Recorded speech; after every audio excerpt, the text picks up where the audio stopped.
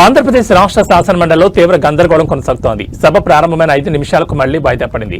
Rayalaseema lift ఇరిగేషన్పై Telangana CM Revanth Reddy మాటలకు సమాధానం చెప్పాలని వైసీపీ సభ్యులు నినాదాలు చేశారు. తమ సభ్యులు అడిగిన ప్రశ్నలకు సమాధానాలు పూర్తి కాకుండానే మరో ప్రశ్నకు వెళ్లడంపై మండలి విపక్ష నేత బొత్స సత్యనారాయణ తీవ్ర అభ్యంతరం వ్యక్తం చేశారు. సభా సాంప్రదాయాలుంటాయి, ఒక ప్రశ్నకు సమాధానం పూర్తి కాకుండానే మరో ప్రశ్నకు వెళ్లడం సరికాదన్నారు. ఇరిగేషన్ మంత్రి ఉపన్యాసంతో మాకు అభ్యంతరం లేదు, ఆయన ఏదో చెప్పుకున్నారు. రేవంత్ రెడ్డి వాళ్ళ అసెంబ్లీలో మాట్లాడిన మాటలు కట్టుబడి ఉన్నారా లేదా అనే దానికి క్లారిటీ ఇవ్వాల్సిన అవసరం ఉందని బొత్స డిమాండ్ చేశారు. ఈ సందర్భంగా టీడీపీ వైసీపీ సభ్యుల మధ్య మాటల యుద్ధం చెలరేగింది.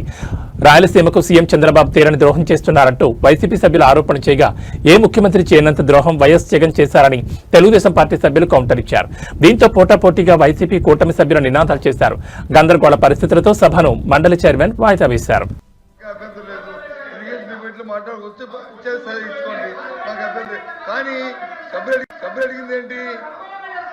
ఏదైతే రేవంత్ రెడ్డి గారు శాసనసభలో చెప్పారో దానికి కట్టుబడి ఉన్నారో లేదా, లేదు దాన్ని వ్యతిరేకిస్తామని చెప్తారా? అది చెప్పినంత అబద్ధం అని ఆ మాట ఎక్కడ రావట్లేదు. ఈ ప్రభుత్వం తాలూకా అయిపోయిందండి. వాయిస్ రావట్లేదు, వాయిస్ రావట్లేదు. ఏం చేద్దాం మీరు? ఏం వాయిస్ రావట్లేదు? రేవంత్ రెడ్డి గారు తెలంగాణ ముఖ్యమంత్రి అక్కడ చెప్పిన ఏదైతే వాయిస్ ఏంటిది?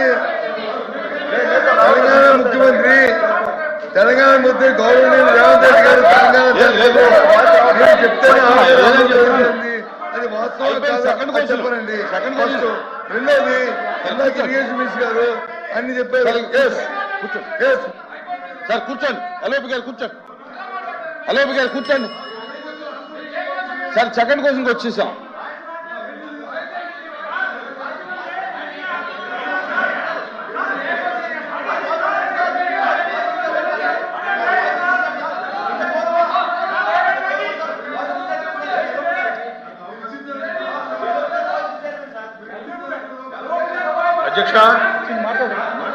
అధ్యక్ష, ఇది చాలా ప్రాధాన్యతతో కూడినటువంటి అంశం. అధ్యక్ష 1 minute అండి, క్లారిటీ రాను. కూర్చోండి ప్లీజ్, కూర్చోండి.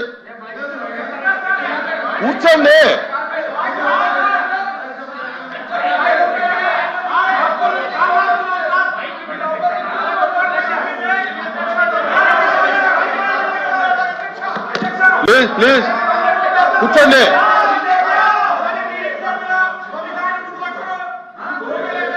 ఆయన కూడా నీకెందుకు స్వామి, ఆయన కూడా నీకెందుకు